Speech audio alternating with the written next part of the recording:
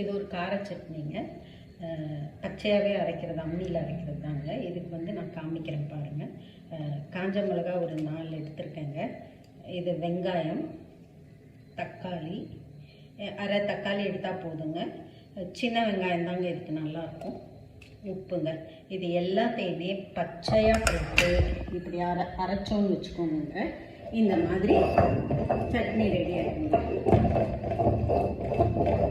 இந்த சட்னியை நான் ஏற்கனவே அதை அரைச்சி வச்சது தாங்க காட்டுறேன். ஷார்ட்ஸில் இவ்வளோ தான் காட்ட முடியும், டைம் கம்மி டைம்ன்றதுனால நான் ப்ரிப்பேர் பண்ணி வச்சுட்டு தாங்க பண்ணுறேன்.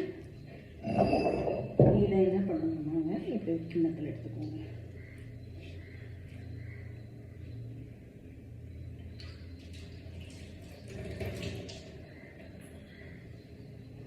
இப்படி ஒரு கிண்ணத்தில் எடுத்திங்கன்னா இந்த மாதிரி வருங்க.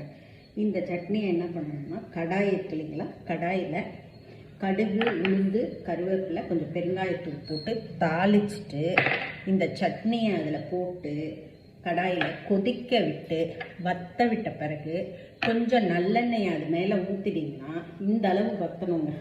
வற்றின பிறகு நல்லெண்ணெய் அது மேலே ஊற்றினா இந்த சட்னி ரெடிங்க. இது இட்லிக்கு ரொம்ப நல்லா இருக்குங்க. செஞ்சு பாருங்கள், சாப்பிட்டு பாருங்கள்.